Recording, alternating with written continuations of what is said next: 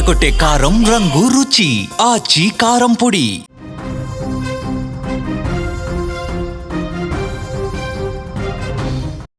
తిరుమలలో ఘనంగా రథసప్తమి వేడుకలు జరుగుతున్నాయి. సప్త వాహనాలపై శ్రీవారి అద్భుత ఊరేగింపు జరుగుతోంది.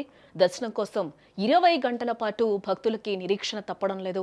అలిపిరి వద్ద కిలోమీటర్ల మేర వాహనాలు జామ్ అయినట్లుగా కూడా తెలుస్తోంది. నిన్నొక్కరోజే 76,000 మంది దర్శించుకున్నారు వెంకటేశ్వరుణ్ణి.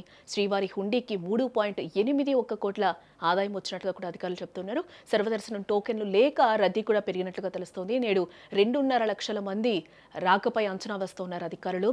కలియుగ ప్రత్యక్ష దైవం శ్రీ వెంకటేశ్వర స్వామి కొలువైన తిరుమలగిరిలో భక్తజన సంద్రమయ్య అని చెప్పుకోవచ్చు. సూర్య జయంతి సందర్భంగా తిరుమలలో రథసప్తమి వేడుకలు కన్నుల పండుగగా జరుగుతోంది. వరుస సెలవులు, పైగా స్వామివారి వాహన సేవలు ఒకే రోజు కావడంతో భక్తులు ఈ సందర్భంగా పోటెత్తారని కూడా చెప్పుకోవచ్చు. అలిపిరి నుంచి కొండపై వరకు కూడా ఎటు చూసినా గోవింద నామస్మరణే వినిపిస్తోంది. రథసప్తమి పర్వదినాన్ని పురస్కరించుకుని టీటీడీ అధికారులు అత్యంత ప్రతిష్టాత్మకంగా ఏర్పాట్లు కూడా చేశారు.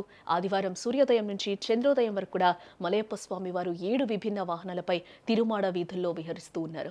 ఇది చూసేందుకు దేశం నలుమూలల నుంచి కూడా భక్తులు తరలివస్తూ ఉన్నారు. కానీ రద్దీ పెరగడంతో భక్తులకు కష్టాలు అక్కడ తప్పడం లేదని కూడా చెప్పుకోవచ్చు. ముఖ్యంగా తిరుపతిలో స్లాటెడ్ సర్వదర్శన టోకన్ల జారీ నిలిపివేయడం వల్ల భక్తులందరూ కూడా నేరుగా క్యూ లైన్లోకి ప్రవేశిస్తూ ఉన్నారు.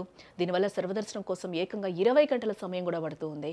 వైకుంఠం క్యూ కాంప్లెక్స్లు అన్నీ కూడా నిండిపోయి బయట క్యూ లైన్లు కూడా కిలోమీటర్ల మేర సాగుతున్నాయని కూడా మనం చెప్పుకోవచ్చు. నేను ఒక్కరోజే 76,646 మంది భక్తులు స్వామివారిని దర్శించుకోవడం జరిగింది. భక్తులు సమర్పించుకున్న కానుకల ద్వారా శ్రీవారి హుండీకి 3.81 కోట్ల రూపాయల ఆదాయం లభించిందని కూడా అధికారులు చెప్తూ ఉన్నారు. ఇక వాహనాల రాకతో తిరుపతి నగరం కూడా ఒక్కసారిగా స్తంభించిపోయిందని చెప్పుకోవచ్చు. అలిపిరి సప్తగిరి చెక్ పాయింట్ వద్ద కూడా వాహనాలు కిలోమీటర్ల మేర బారులు తీరడం జరిగింది. అలిపిరి గరుడ సర్కిల్ నుంచి కూడా లింక్ బస్ స్టాండ్ వరకు ట్రాఫిక్ నిలిచిపోవడం జరిగింది. భక్తుల రద్దీని దృష్టిలో ఉంచుకొని టీటీడీ అదనపు సిబ్బందిని కూడా రంగంలోకి దించింది.